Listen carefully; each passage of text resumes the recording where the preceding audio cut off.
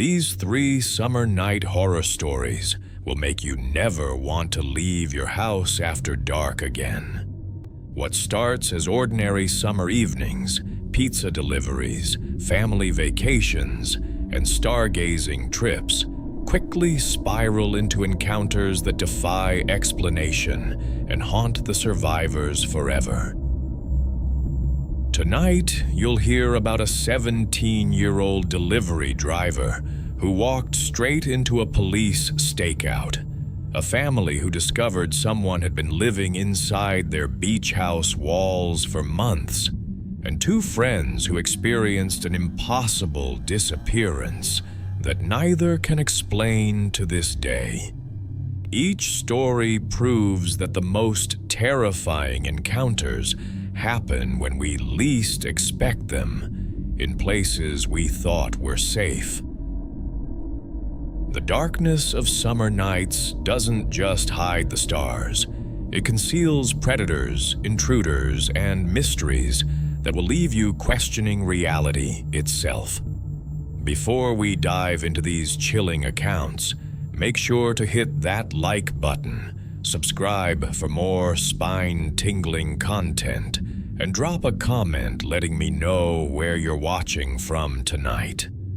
Trust me, after hearing these stories, you'll want to make sure your doors are locked and your lights are on.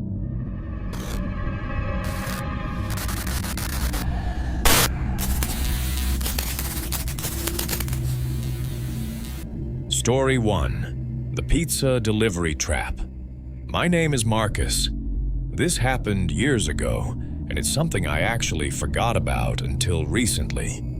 I was 17 that summer, working nights at a pizza place on the outskirts of my childhood hometown. I wasn't thrilled with it, but with no money and 2 parents who would have killed me for being unemployed, I couldn't complain. It was one of those jobs you take because nothing else is hiring.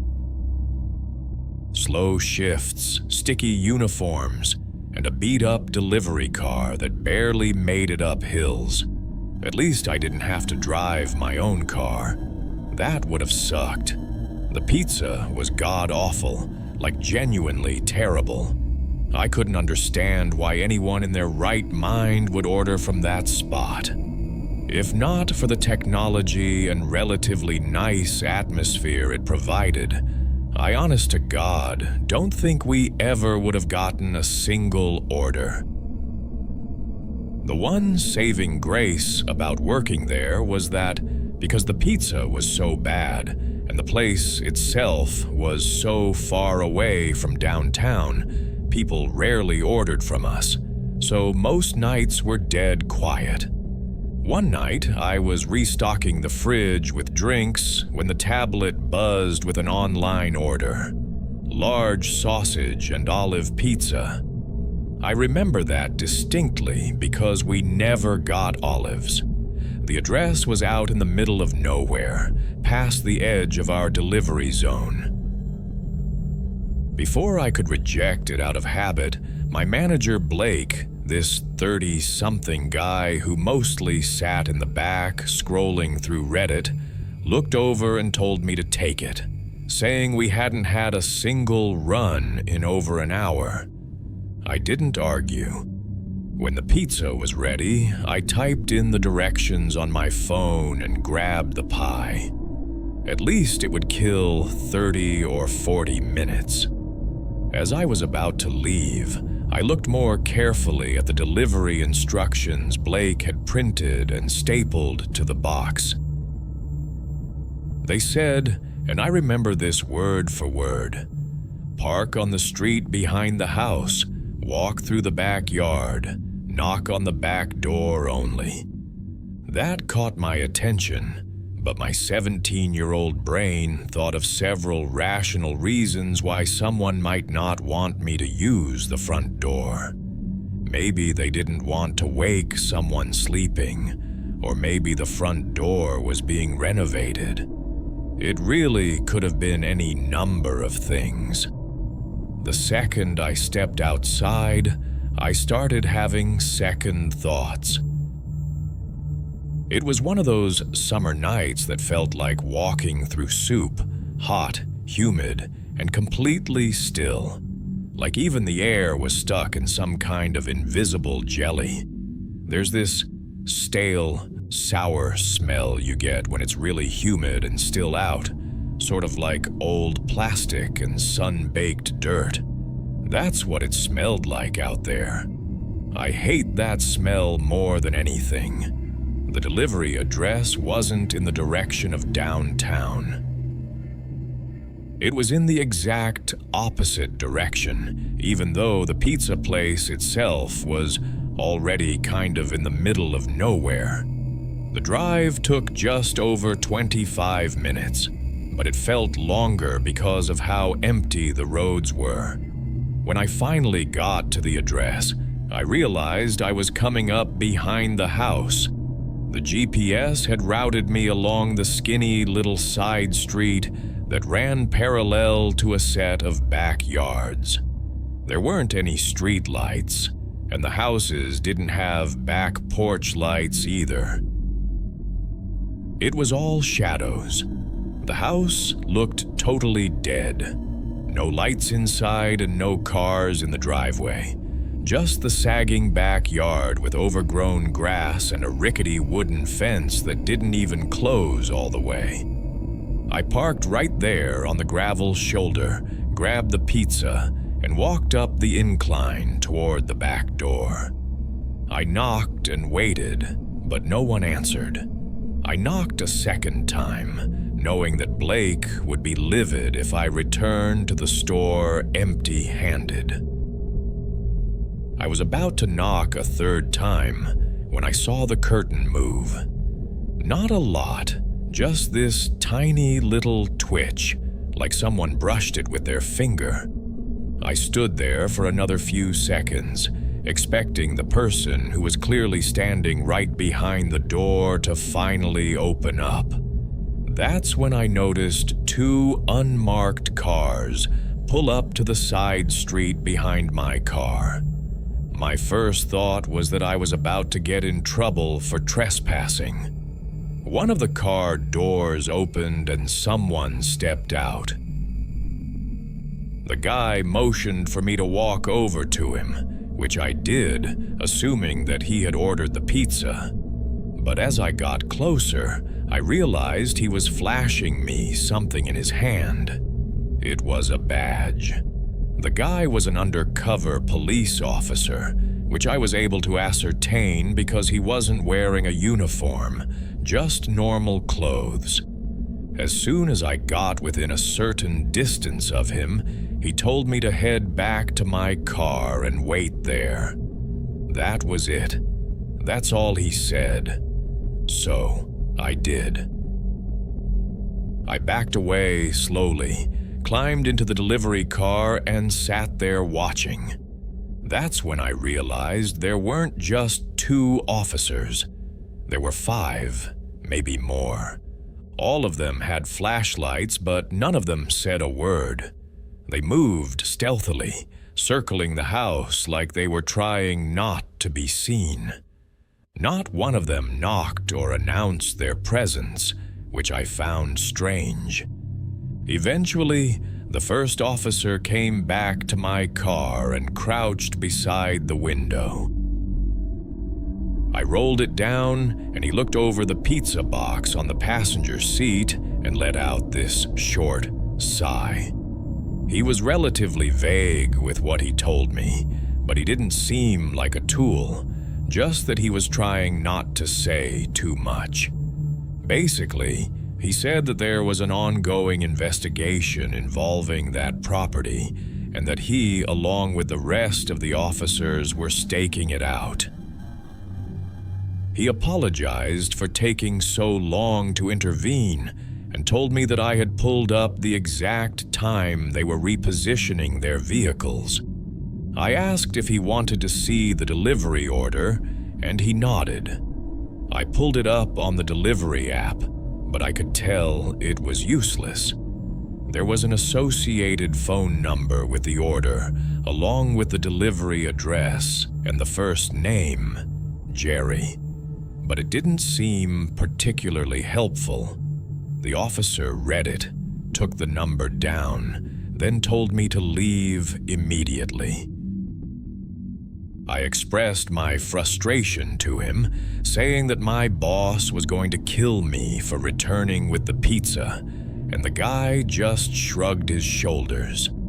Then he repeated his instruction for me to leave and started walking away from the car. I was pissed, but there was nothing I could do, so I drove off. It took me the entire ride back for the whole thing to sink in. I didn't really grasp the gravity of the situation until stepping out of the car.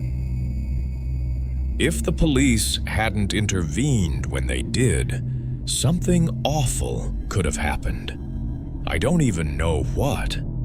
The more I thought about it, the more I realized that the threat of the police was probably the only reason the person didn't open the door to accept the pizza. But why would someone order a pizza if they were being staked out? Maybe the person inside the house didn't know they were being watched. Or maybe they did, and I was part of some test run. Like maybe I was the bait to see if the cops were watching that side of the house or if they left. The curtain moving, the silence, the timing. I don't know. What I do know is that I will never get an explanation for what happened.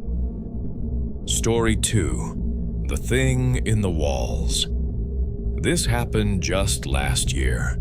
I'm 40 now, married with 2 boys, ages 7 and 5. I work in insurance, which sounds boring because it is, but we're stable, and that's all I care about at this point in life. A couple years ago, my dad passed away after a long bout with cancer. He left behind a beach house down in Delaware that I had never been to before because he used to rent it out year-round. It's nothing flashy or big, but it's in a fantastic spot just 1 block off the boardwalk. My favorite part about it by far is the upstairs back deck that provides a really nice view of the ocean. We started going there every summer after he passed, using it as our escape. A week here, weekend there. It became our little family tradition. As much as my wife and I love spending time there, the boys love it even more. This story takes place during one of those weeks last summer. We'd gone down in mid-July, a Sunday through Friday kind of thing, when the crowds would thin out mid-week and the beach was a little quieter. I remember the night clearly. It was a Wednesday. The boys had knocked out around 9:30 after a long day in the sun, and my wife and I were sitting on the back deck playing cards and sipping wine. That's when our older son, Ethan, came outside. He had this uneasy look on his face. He told me he kept hearing a scratching noise in his room and it was keeping him awake. I glanced at my wife, then set my glass down and stood up, telling him I'd go check it out. I figured it was probably just generic house sounds. It is a pretty old house, after all. I followed Ethan downstairs to his room, and he pointed to the wall near his bed and motioned for me to be quiet. We both stood there for a while, and I didn't hear anything at first. After maybe 20 seconds, I finally heard it. Faint at first, but definitely there. A soft scratching sound just like he had described. I crouched down and pressed my ear to the wall. The scratching had a deliberate rhythm to it, not random like an animal would make. It sounded like it was coming from inside the wall, lower down and closer to the baseboards. That's when I heard it breathing. Not an animal. Definitely not. It was deep, slow, human breathing. I flinched back and let out a sharp "Jesus" without even meaning to. And then, I'm not kidding about this, I heard the most guttural and angry scream I've ever heard ring out from somewhere inside the wall. It caught me so off guard that I yelled out again, a feeling of existential dread hitting me right in the face. I grabbed Ethan by the arm and yanked him out of the room. We ran down the hall to get my younger son, Lucas, who was still sound asleep. I didn't even give him a chance to open his eyes. I just scooped him up in my arms and ran. I needed to get back upstairs to the deck where my wife was. As we reached the base of the stairs, I yelled for her. And then I heard another scream come from somewhere behind me, only much closer this time. I turned around and saw a man covered in filth charging down the hallway straight at us. I nearly tripped trying to get up the stairs with both my sons, but we made it upstairs and onto the deck just in time. Not 2 seconds after I slammed the sliding door shut, the guy hit the glass full force. I genuinely thought it would shatter. He started clawing at the door like an animal, shrieking and pounding, all the while yelling things I can't bring myself to repeat. I threw my body against the door and yelled at my wife to grab the kids and call the police. She grabbed them and covered their ears, pulling them back from the scene. I kept my eyes on his, trying to block the view of him from my family.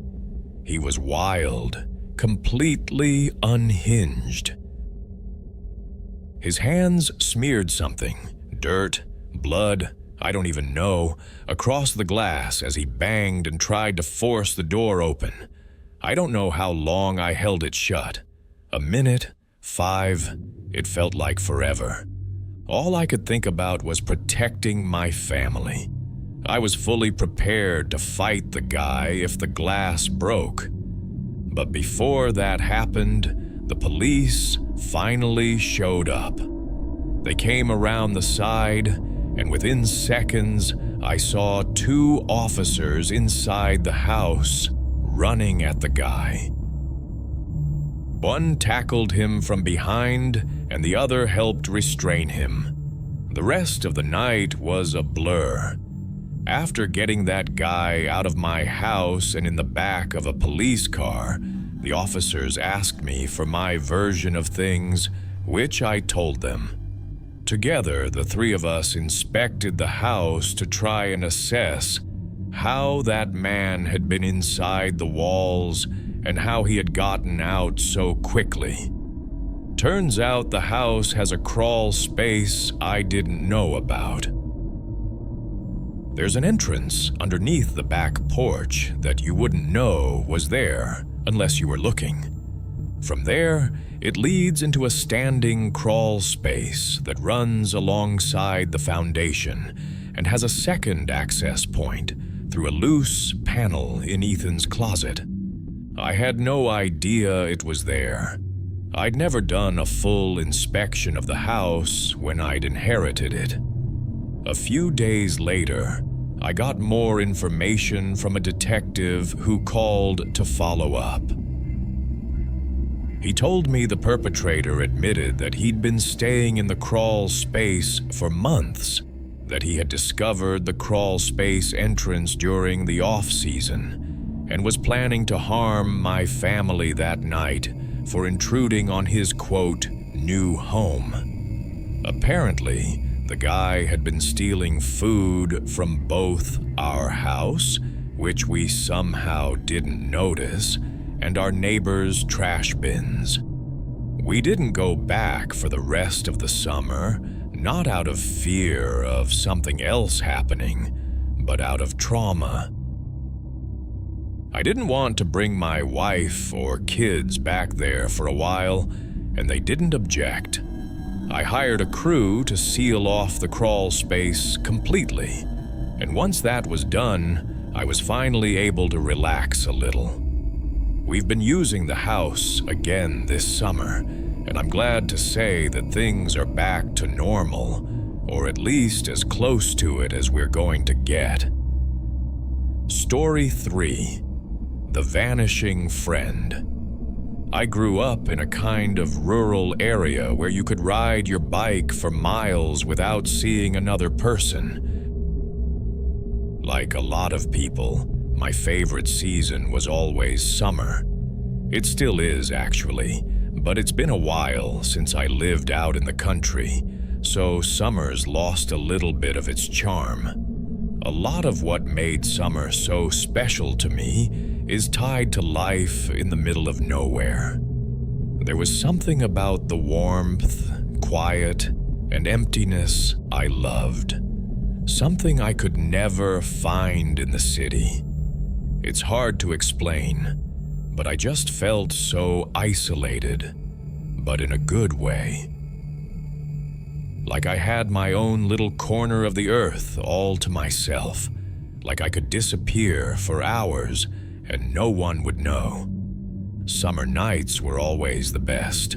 The darkness added to the feeling of privacy and freedom that the little girl I used to be craved. I was 16 at the time. I had a friend back then named Madison. She was a little more reckless than me, always pushing the limits in small ways. One random night in July, we decided to go stargazing. Just us, 2 bikes, and a bottle of wine. It wasn't the first time we had done something like this. Actually, it's something we did quite often. That is, until what I'm about to tell you happened. We didn't have a specific plan, just a direction. We wanted to go somewhere new since the old spots were getting a little repetitive. Madison said she knew a good spot past the edge of town, some abandoned stretch of farmland where nobody ever would bother us. It was sometime around 10 when we left. I'm not sure how long we biked, maybe 20 minutes, maybe 30. But we didn't stop until we were past anything even remotely civilized. At some point, Madison just stopped her bike abruptly and told me we were here. I wasn't really sure what here meant since there were no descriptive landmarks around, but it still felt perfect. Wide open field, no buildings, no fences, no cows, just a huge patch of grass and the endless starry sky. We spread out a blanket and popped the cork with the little opener Madison had somehow remembered to bring. It was some cheap red wine that didn't taste all that good, but it did the job. We laid there for a while, passing the bottle back and forth, pointing out the few constellations we remembered by name. Our goal on nights like this was always the same: try and spot a shooting star. At one point, Madison asked me if I thought we'd actually see one, and I told her probably not, but to keep looking anyway. Shooting star or not, though, we were having a great night. The wine was definitely doing its job, and I started feeling myself slipping into drunkenness. It was the kind of night that made you feel like time didn't exist. There was a very brief moment that felt like a blip in the rhythm of the night. We were leaning back, and Madison looked at me in this way that made me wonder if she wanted something more than friendship. That feeling passed when she laughed about something dumb she said, and then looked up just in time to catch a shooting star streak across the sky. If anyone has ever seen a shooting star, they know the uncontrollable reaction it elicits. Like, you just can't help but laugh or shout something out into the night. The two of us giggled, and Madison told me to make a wish. I don't remember what it was. Probably something silly. I closed my eyes for a moment, not to fall asleep, just to feel the breeze on my face for a second and settle further into the stillness. I swear on my life, my eyes were not closed for more than 5 seconds. But when I opened them, Madison was gone. Like, gone. Not just off to pee or fiddling with her phone. She was actually gone, which I could tell from the fact that both she and her bike were nowhere in sight, even though mine was still sitting right next to the blanket. I sat up fast, thinking maybe she was messing with me. But even after turning a full 360, I couldn't see her. In that moment, I felt this unexplainable feeling of fear wash over me. The empty field I was sitting in suddenly felt suffocating, and the gentle charm of the night was replaced by panic. The stars looked dimmer. The sky was still there, but it felt off, like someone had turned the brightness down or smeared something over it. I pulled out my phone to check the time. It was 3 a.m. exactly. That timestamp is burned into my memory and probably will be forever. I had to blink a few times to make sure my mind wasn't playing tricks on me. It hadn't even been midnight just a few minutes ago. I kept staring at the time on my phone, wondering if I had somehow fallen asleep. I knew I hadn't, but I couldn't be sure. Would Madison really leave me there all alone, though? Even if I had fallen asleep, there was no way.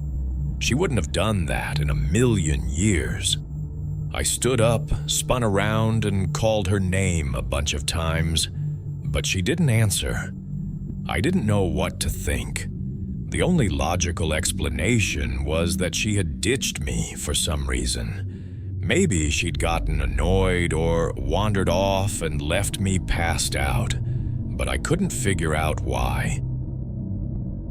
We hadn't argued, and the vibe had been good. Really good, honestly. I called her phone a bunch of times too, but those were unanswered as well.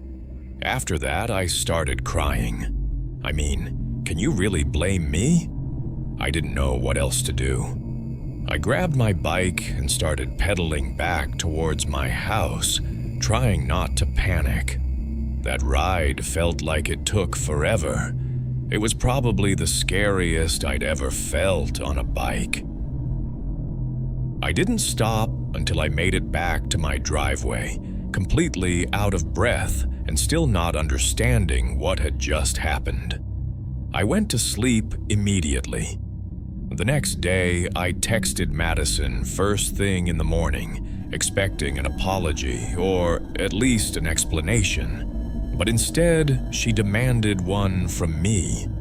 She asked me word for word, "Where the hell did you go last night?" I told her what I remembered, how I'd woken up alone at 3 a.m. and assumed she'd left me. But then she hit me with the thing that made me send the story in. She said she was the one who had woken up alone at 3 a.m., and I was the one who was gone. She waited for me for over an hour, then biked home angry and confused, assuming I'd gotten annoyed and left her there. According to her, I just vanished. And I was just as convinced the same thing happened in reverse. We went in circles for a bit, trying to piece it together, but nothing added up. Neither of us had memory gaps beyond that moment. Neither of us had texts or calls or anything that could help reconstruct what actually happened.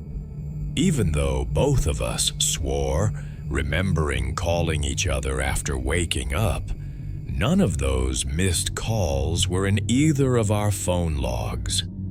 Eventually, we dropped it, or at least we stopped talking about it. But I think both of us were far more terrified than we wanted to admit. I know I was. For months, I'd find myself lying in bed, looking out my window at the stars and remembering that night. Madison and I didn't stargaze much after that night, maybe once or twice. In a sense, things did go back to normal. We continued living our lives, and that was that. But even now, I still have no explanation for anything that happened that night.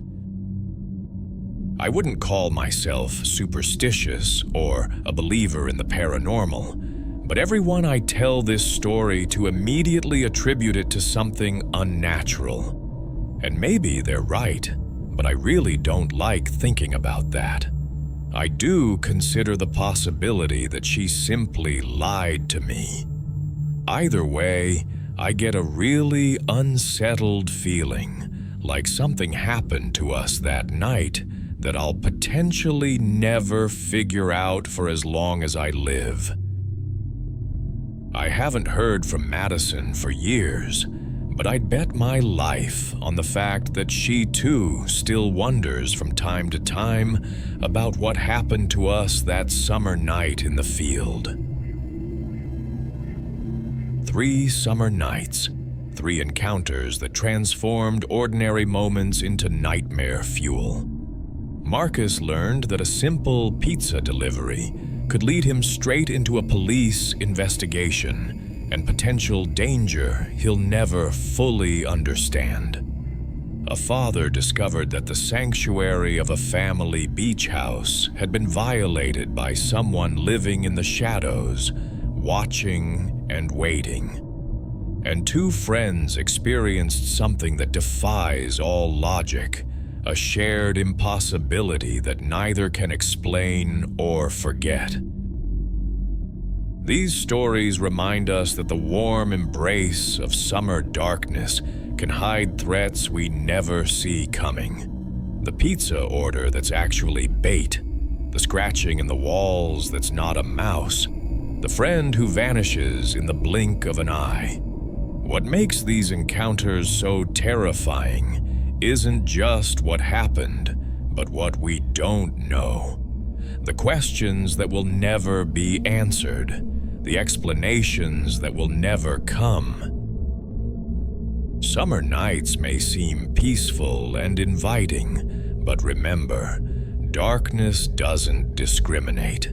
It can swallow anyone, anywhere, at any time. Sweet dreams.